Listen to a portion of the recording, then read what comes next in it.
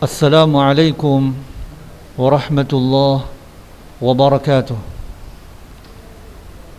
إن الحمد لله نحمده ونستعينه ونستغفره ونعوذ بالله من شرور أنفسنا ومن سيئات أعمالنا. من يهده الله فلا مضل له ومن يضلل فلا هادي له. أشهد أن لا إله إلا الله وحده لا شريك له وأشهد أن محمدا عبده ورسوله لا نبي بعده.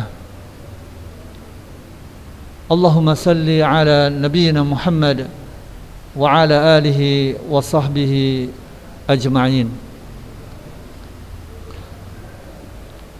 Anak-anak Ustaz yang Ustaz cintai karena Allah Subhanahu wa Ta'ala, tidak bosan-bosannya kita bersyukur kepada Allah Subhanahu wa Ta'ala dan memujinya atas seluruh kebaikan-kebaikan yang telah Allah Subhanahu wa Ta'ala curahkan kepada kita, dan tidaklah menghalangi bagi Allah Subhanahu wa Ta'ala untuk berbuat baik kepada kita walaupun begitu banyaknya kemaksiatan dan kedurhakaan yang kita lakukan.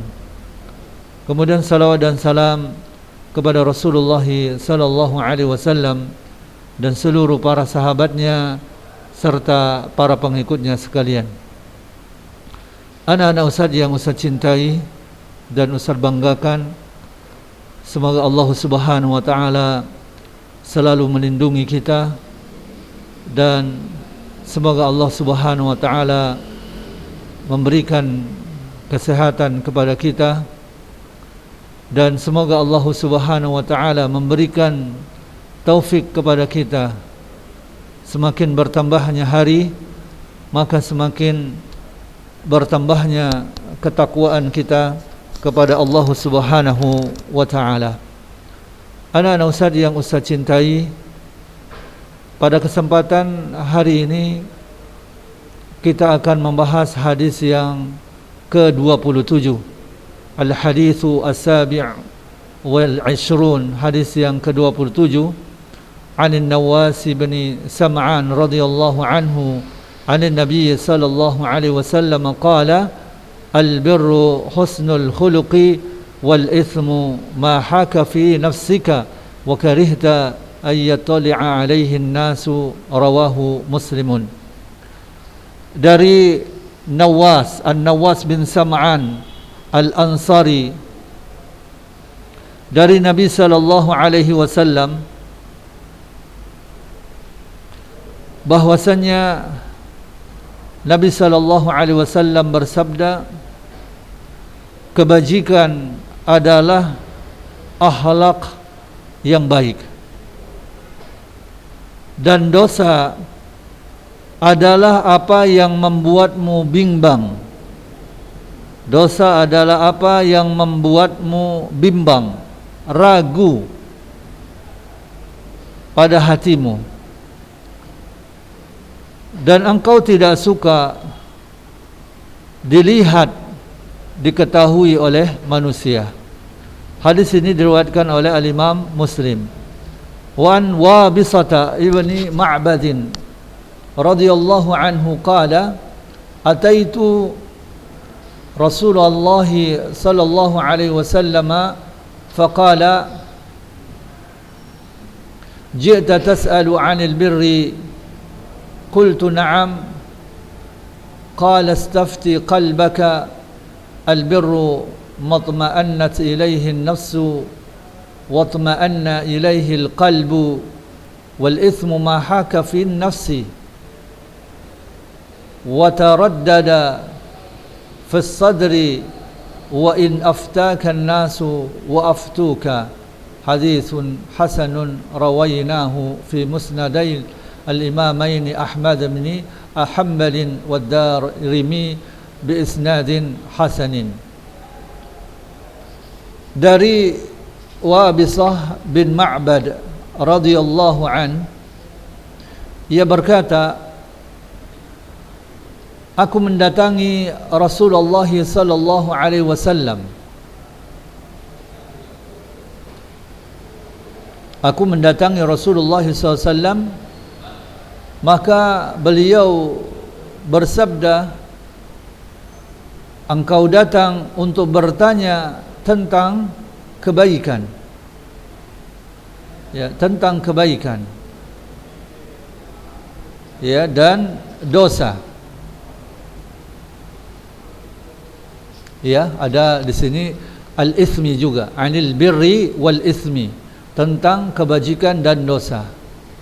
Lalu kemudian aku mengatakan na'am, ya. Nabi sallallahu alaihi wasallam bersabda, mintalah fatwa kepada hatimu. Kebajikan ialah apa yang membuat tentram jiwa dan hatimu. Kebajikan itu adalah apa yang membuat tentram jiwa dan membuat tentram hatimu. Dan dosa adalah apa saja yang menggoncang di jiwa. Dosa adalah apa saja yang menggoncangkan di jiwa dan meragukan di dada.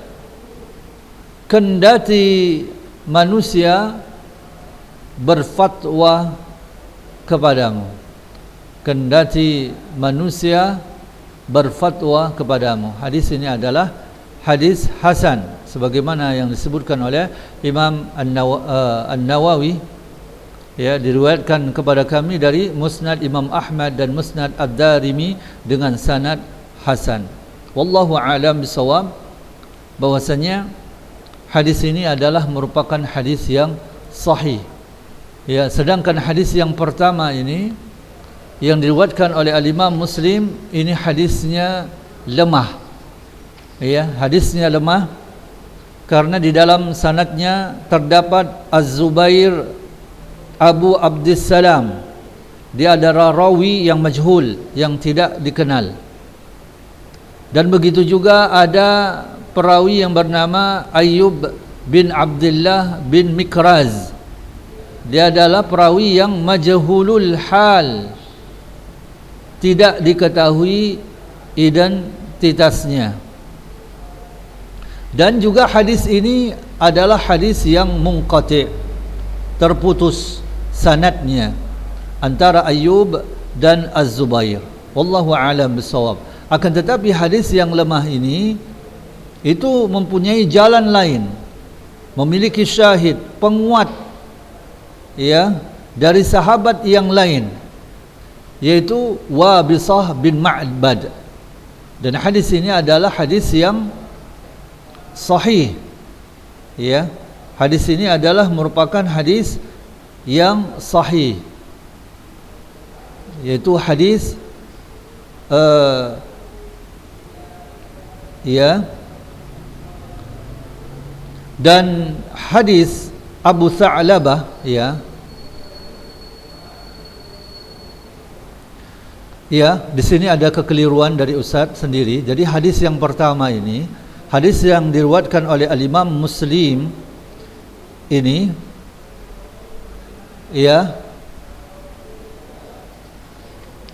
adalah merupakan hadis yang sahih. Ya, hadis ini adalah hadis yang sahih. Ya, hadis sahihul isnad. Ya, tadi ada kesalahan dari Ustaz. Yang dhaif itu yang hadis Wabisah bin Ma'bad ini. Ya, hadis Wabisah bin Ma'bad ini, inilah hadis yang lemah. Ya, hadis yang diriwayatkan Imam Muslim ini hadisnya sahih. Ya, hadis Wabisah bin Ma'bad ini hadisnya lemah. Akan tetapi hadis Wabisah bin Ma'bad ini, ya, hadis yang lemah ini dikuatkan dengan riwayat yang lain, yaitu hadis dari Abu Tha'labah Al-Khushani. Ya, hadis Abu Tha'labah Al-Khushani itu hadisnya sahih. Ya, sehingga apa yang dikatakan oleh Al-Imam Imam Nawawi bahwasanya hadis ini adalah merupakan hadis yang berderajat hasan. Ya, karena ada hadis yang sahih yang diriwayatkan oleh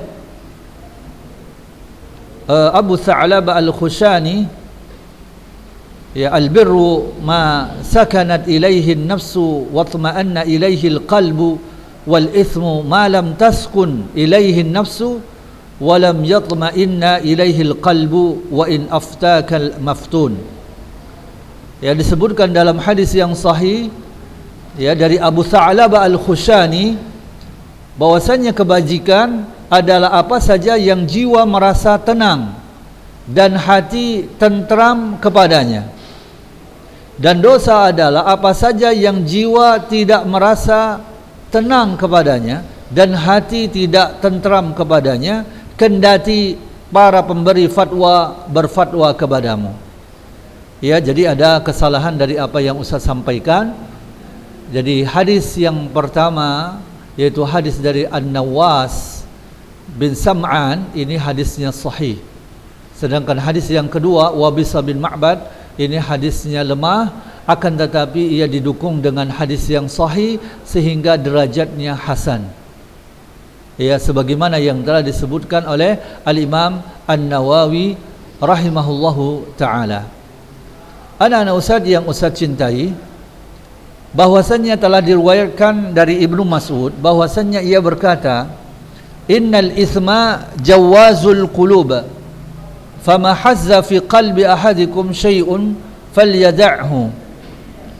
Sesungguhnya dosa itu menguasai di hati. Jika ada sesuatu yang membekas di hati seseorang di antara kalian, maka tinggalkanlah. Sungguh dosa itu menguasai di hati, maka jika ada sesuatu yang membekas di hati seorang di antara kalian, maka tinggalkanlah.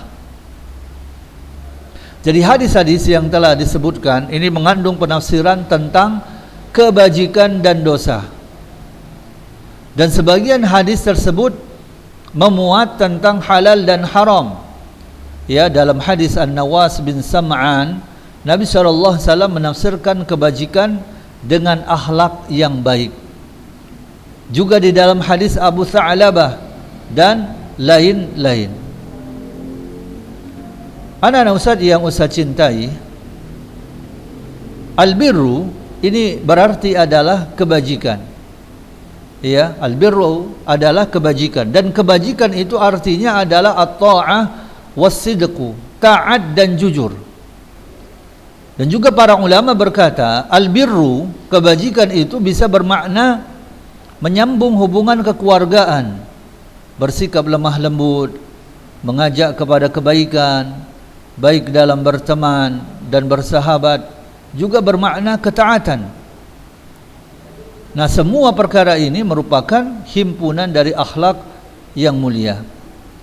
Al-Imam Ibnu Hajar Al-Haythami rahimahullahu ta'ala berkata, albirru, kebajikan itu adalah satu kata yang mencakup setiap perbuatan baik dan perkara-perkara kebajikan. Dan ini adalah pengertian yang mencakup. Di dalam hadis An-Nawas bin Sam'an, Nabi SAW mendefinisikan albirru, kebajikan itu adalah dengan akhlak yang baik. Sedangkan dalam hadis Wabisah bin Ma'bad dan Abu Tha'labah Al-Khushani, Nabi SAW mendefinisikan albirru, kebaikan itu adalah dengan sesuatu yang membuat jiwa menjadi tentram. Maka para ulama berbeda pendapat dalam menafsirkan albirru, kebaikan ini. Ya, kebaikan ini, karena kebaikan dikonotasikan dengan dua pengertian. Yang pertama, mempergauli manusia dengan berbuat baik kepada mereka. Ya, bisa jadi kebaikan diartikan khusus pada berbakti kepada kedua orang tua. Jadi kebaikan adalah berbakti kepada kedua orang tua. Namun kebaikan biasanya dikonotasikan kepada berbuat baik kepada manusia secara umum. Ya, Ibnul Mubarak rahimahullahu ta'ala menulis buku yang beliau beri judul Kitabul Birri Wassilah, kitab tentang kebaikan dan silaturahmi. Demikian juga dalam Sahih Al-Bukhari dan Jami' At-Tirmidzi, ya, terdapat pembahasan tentang al-birru wassilah, kebaikan dan silaturahmi. Ya, kitab-kitab tersebut membahas tentang berbuat baik kepada manusia secara umum dan berbakti kepada kedua orang tua didahulukan daripada kepada orang lain, ya, didahulukan daripada orang lain. Nah, kedua, makna albirru, kebaikan yang kedua adalah mengerjakan kebaikan yang tampak dan tersembunyi. Ya, misalkan di dalam surah Al-Baqarah ayat 177, ya, 177, ya, di mana Allah Subhanahu wa taala berfirman, walakinnal birra man amana billahi wal yawmil akhir wal malaikati wal kitabi wan nabiyyin wa atal mala ala hubbihi dhawil qurba wal yatama wal masakin wa ibnas sabil والسائلين وفي الرقاب وأقام الصلاة وآتى الزكاة والموفون بأهدهم إذا عاهدوا والصابرين في البأساء والضراء وحين البأس أولئك الذين صدقوا وأولئك هم المتقون. Tetapi kebajikan itu ialah kebajikan orang yang beriman kepada Allah, hari akhir, malaikat-malaikat, kitab-kitab dan nabi-nabi, dan memberikan harta yang dicintainya kepada kerabat, anak yatim, orang-orang miskin, orang-orang yang dalam perjalanan, peminta-minta, dan untuk memerdekakan hamba sahaya yang melaksanakan salat dan menunaikan zakat, orang-orang yang menepati janji apabila berjanji, dan orang yang sabar dalam kemelaratan, penderitaan, dan pada masa peperangan. Mereka itulah orang-orang yang benar, dan mereka itulah orang-orang yang bertakwa kepada Allah Subhanahu wa taala. Nah, kebaikan menurut makna seperti ini, maka seluruh ketaatan yang tersembunyi masuk ke dalamnya, yaitu seperti beriman kepada Allah, malaikatnya, kitab-kitabnya, rasulnya. Begitu juga seluruh ketaatan yang terlihat, seperti berinfak dengan harta dalam apa yang dicintai oleh Allah, mendirikan salat, membayar zakat, menepati janji, sabar terhadap takdir, ya, seperti sakit dan kemiskinan, ya, sabar, dan juga sabar terhadap ketaatan-ketaatan, seperti sabar ketika bertemu musuh. Ya, jika kata kebaikan digabung dengan kata takwa, ya, seperti yang terdapat dalam firman Allah, wa ta'awanu 'alal birri wat taqwa, dan menolonglah kalian dalam mengerjakan kebaikan dan takwa, dalam surah Al-Maidah ayat 2, maka makna al-birru di sini adalah mempergauli manusia dengan baik. Dan yang dimaksud dengan takwa itu adalah melaksanakan ibadah kepada Allah Subhanahu wa taala dengan mengerjakan ketaatan dan menjauhi hal-hal yang diharamkan oleh Allah Subhanahu wa taala. Atau bisa jadi yang dimaksud dengan albirru, kebaikan itu adalah mengerjakan kewajiban, dan yang dimaksud dengan takwa adalah menjauhi hal-hal yang diharamkan oleh Allah Subhanahu wa taala. Dan firman Allah Subhanahu wa taala, wala ta'awanu 'alal itsmi wal udwan, dan jangan kalian tolong menolong dalam berbuat dosa dan permusuhan. Ya, bisa jadi yang dimaksud dengan kata dosa di dalam ayat tersebut adalah kemaksiatan-kemaksiatan. Sedangkan yang dimaksud dengan kata permusuhan adalah menzalimi manusia. Atau bisa jadi yang dimaksud dengan kata dosa adalah sesuatu yang diharamkan, ya, seperti zina, mencuri, meminum minuman khamar. Dan yang dimaksud dengan kata permusuhan pada ayat ini adalah melebihi sesuatu yang diizinkan kepada sesuatu yang dilarang, ya, dikerjakan dari hal-hal yang jenisnya diizinkan. Ya, misalnya membunuh orang yang boleh dibunuh, ya, karena qisas, dan membunuh orang yang tidak boleh dibunuh, mengambil zakat melebihi yang diwajibkan, mencambuk melebihi jumlah yang diperintahkan, dan lain sebagainya. Nah, kemudian Rasulullah sallallahu alaihi wasallam bersabda, albirru husnul khuluq, kebaikan itu adalah akhlak yang baik. Maknanya adalah akhlak yang baik merupakan perkara kebaikan yang paling besar. Nah, ini hal ini sama seperti sabda Nabi SAW, al-hajju arafah, haji itu wukuf di Arafah. Maksudnya adalah wukuf di Arafah itu rukun haji yang paling besar, dan haji tidak sah tanpa mengerjakan wukuf di Arafah. Ya, Al-Hafiz Ibnu Rajab Al-Hambali rahimahullahu taala dia berkata, bisa jadi jawaban Nabi SAW di dalam hadis An-Nawas bin Sam'an itu mencakup seluruh perbuatan tersebut. Karena terkadang yang dimaksud dengan akhlak yang baik itu adalah berakhlak dengan akhlak syariat dan beradab kepada Allah SWT, di mana Allah mendidik hamba-hambanya dengan adab tersebut di dalam Al-Quran. Seperti firman Allah Subhanahu wa taala tentang nabinya, wa innaka la'ala khuluqin 'adzim, surah Al-Qalam ayat 4. Sesungguhnya engkau wahai Muhammad benar-benar berbudi pekerti yang luhur. Dan juga Aisyah berkata, fa inna khuluqan Nabi sallallahu alaihi wasallam kana al-Qur'an. Akhlak Nabi sallallahu alaihi wasallam adalah Al-Quran. Jadi Nabi sallallahu alaihi wasallam beradab dengan adab-adab Al-Quran, sehingga beliau mengerjakan apa saja yang diperintahkan Al-Quran dan menjauhi apa saja yang dilarang Al-Quran, sehingga mengamalkan Al-Quran itu menjadi akhlak Nabi SAW, layaknya watak yang tidak terpisahkan. Nah, ini termasuk akhlak yang paling mulia dan yang paling indah. Dan ada yang mengatakan bahwa agama seluruhnya adalah akhlak. Al-Imam Ibnu Mubarak rahimahullahu taala juga pernah berkata tentang akhlak yang mulia. Beliau berkata, huwa bastul wajhi wa badlul ma'rufi wa kafful adha. Ya, akhlak yang mulia itu adalah wajah yang berseri-seri, berbuat kebaikan dan menahan diri dari mengganggu orang lain. Ya, anak-anak Ustaz yang Ustaz cintai. Kemudian selanjutnya sabda Nabi sallallahu alaihi wasallam dalam hadis Abu Tha'labah, al-birru ma sakanat ilaihi an-nafsu wa tma'anna ilaihi al-qalbu. Kebaikan itu adalah apa saja yang hati tenang dan tentram kepadanya.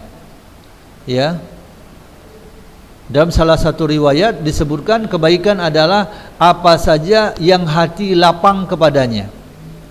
Nah, ini menunjukkan bahwa Allah Subhanahu wa taala menciptakan hamba-hambanya untuk mengetahui kebenaran, senang kepada kebenaran, menerima kebenaran.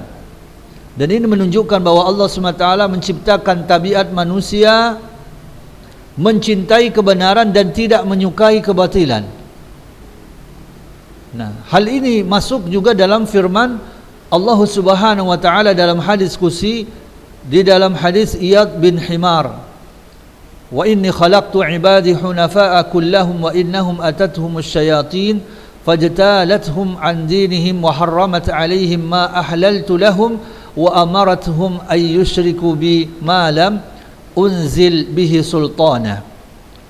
Sesungguhnya aku menciptakan hamba-hambaku semuanya dalam keadaan lurus, dan sungguh syaitan datang kepada mereka lalu mengalihkan mereka dari agama mereka, mengharamkan pada mereka apa saja yang aku halalkan bagi mereka, dan memerintahkan mereka mempersekutukanku dengan sesuatu yang tidak aku turunkan keterangan tentangnya. Ya, dan juga Nabi SAW bersabda yang maknanya setiap bayi dilahirkan dalam keadaan fitrah, dalam keadaan Islam.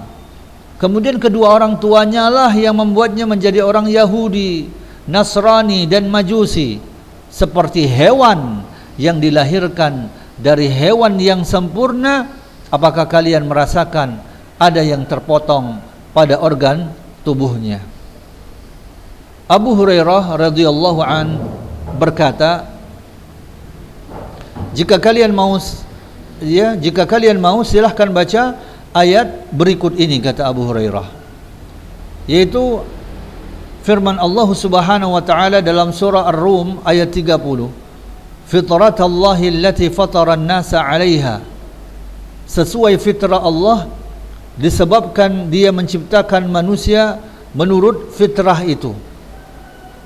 Oleh karena itu Allah Subhanahu wa taala menamakan apa saja yang Dia perintahkan itu sebagai ma'ruf, yaitu sesuatu yang sudah dikenal. Dan apa saja yang dilarang ya, itu dinamakan dengan kemungkaran. Ya, sebagaimana Allah Subhanahu wa taala berfirman dalam surah An-Nahl ayat 90, "Innallaha ya'muru bil 'adli wal ihsan wa ita'i dzil qurba wa yanha 'anil fahsya'i wal munkar wal bagh." Sesungguhnya Allah Subhanahu wa taala menyuruh kamu berlaku adil dan berbuat kebajikan, memberi bantuan kepada kerabat, dan dia melarang melakukan perbuatan keji, kemungkaran dan permusuhan.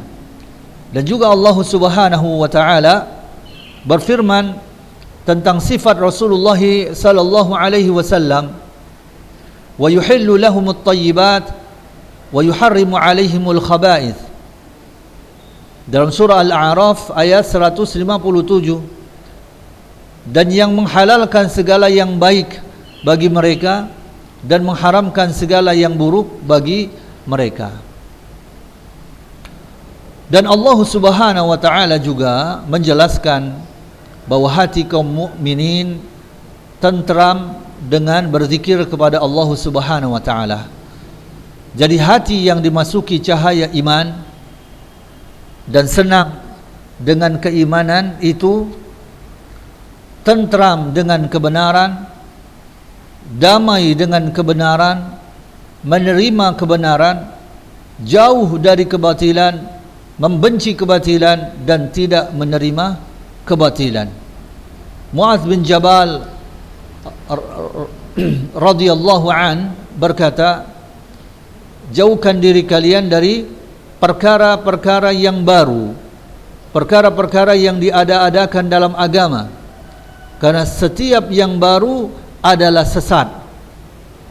Kemudian beliau berkata, "Terimalah kebenaran apabila engkau mendengarnya, karena di atas kebenaran itu terdapat cahaya." Ini menunjukkan bahwa kebenaran dan kebatilan tidak terlihat samar bagi orang yang beriman yang mempunyai basirah, ilmu dan keyakinan. Namun ia mengetahui kebenaran dengan cahaya yang ada padanya. Kemudian hatinya menerima kebenaran tersebut dan dia lari dari kebatilan, kemudian mengingkari kebatilan tersebut dan tidak mengenalnya. Nah, ini termasuk dalam makna sabda Nabi sallallahu alaihi wasallam, "Sayakunu fi akhir ummati unasu yuhaddithunakum ma lam tasma'u antum wala aba'ukum fa iyyakum wa iyyahum." Pada akhir zaman akan ada kaum yang berbicara kepada kalian dengan sesuatu yang tidak pernah kalian dengar dan tidak pula pernah didengar oleh nenek moyang kalian. Maka hati-hatilah terhadap mereka. Ya, maksudnya mereka membawa sesuatu yang ditolak hati kaum mukminin dan tidak dikenal oleh jiwa-jiwa mereka. Dan lafaz Nabi sallallahu alaihi wasallam yang menyebutkan wala abaukum, dan tidak pula pernah didengar oleh nenek moyang kalian. Ini adalah isyarat bahwa sesuatu yang dikenal kuat oleh kaum mukminin kendati berganti zaman adalah kebenaran. Dan apa saja yang terjadi setelah itu di antara hal-hal yang ditolak hati itu tidak ada kebaikan di dalamnya. Hadis Abu Tha'labah dan hadis-hadis semakna menunjukkan keharusan kembali kepada hati jika perkara-perkara samar, ya, jika perkara-perkara samar itu terjadi. Apa saja yang disenangi hati dan apa saja yang disenangi oleh dada orang yang beriman, maka itu merupakan kebenaran dan itu adalah merupakan perkara yang halal. Sedangkan kebalikannya itu adalah merupakan dosa dan haram. Kemudian Nabi SAW menyebutkan dalam hadis An-Nawas bin Sam'an, wal ithmu ma haka fi sadrika wa karihta ayyattali alaihin nas. Dosa adalah apa saja yang membuat bimbang ragu hatimu, yang membuat bimbang atau membuat ragu hatimu, dan engkau tidak suka dilihat, diketahui oleh manusia. Nah, sabda Nabi SAW ini hanyalah bagi orang-orang yang memiliki hati yang bersih dan sehat. Baginya yang menyesakkan jiwanya adalah perbuatan dosa, dan ia tidak suka jika diketahui oleh manusia. Adapun orang yang tidak taat kepada Allah Subhanahu wa taala, di mana hati mereka telah keras, maka mereka tidak akan peduli atau malah berbangga diri ketika melakukan kemungkaran dan dosa. Nah, pembicaraan di sini ini tidaklah bersifat umum yang berlaku bagi setiap orang, tetapi khusus bagi mereka yang memiliki hati yang sehat dan bersih. Sabda Nabi SAW ini merupakan isyarat bahwa dosa adalah sesuatu yang memberikan pengaruh di dada, berupa kesempitan, kekalutan, stres, dan dada tidak lapang kepadanya. Kendati demikian, dosa tersebut ditolak manusia, dalam arti mereka menolaknya jika mereka melihatnya. Ini tingkatan tertinggi pengetahuan terhadap dosa ketika perkara samar terjadi. Jadi dosa adalah sesuatu yang ditolak manusia. Termasuk dalam pengertian ini adalah perkataan Ibnu Mas'ud radhiyallahu an, ma ra'ahu al-mu'minuna hasanan fahuwa 'indallahi hasan, wa ma ra'ahu al-mu'minuna qabihan fahuwa 'indallahi qabih. Apa saja yang dipandang baik oleh kaum mukminin maka itu adalah baik di sisi Allah, dan apa saja yang dipandang buruk oleh kaum mukminin maka itu buruk di sisi Allah Subhanahu wa taala. Al-Imam Qurtubi rahimahullahu taala berkata, dosa adalah perbuatan yang dengannya pelakunya layak mendapatkan celaan. Ibnu Hajar Al-Haythami berkata, dosa itu adalah satu kata yang mencakup untuk setiap perbuatan buruk dan jelek, baik yang besar maupun yang kecil. Kemudian selanjutnya, anak-anak Ustaz yang Ustaz cintai, mengenai dosa ini ia memiliki dua tanda.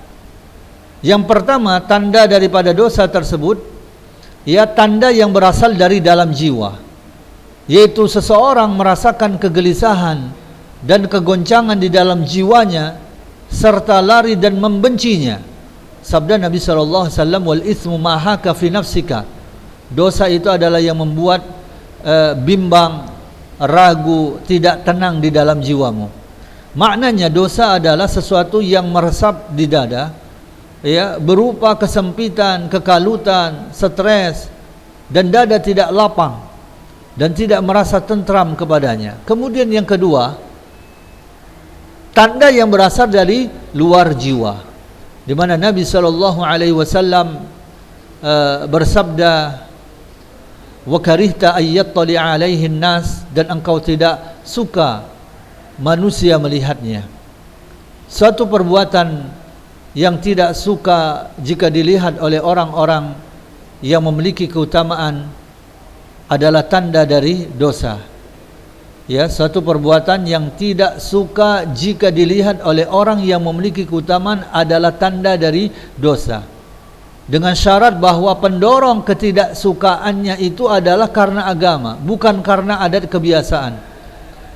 Nah, jika terkumpul pada suatu perbuatan, yang pertama ketidaksukaan, kebencian dilihat oleh manusia, kemudian yang kedua kegoncangan, kekalutan jiwa, serta hati tidak merasa tenang dengan perbuatan itu, maka ini adalah tingkatan yang paling jelas dalam mengetahui suatu dosa, terutama ketika terjadi kesamaran.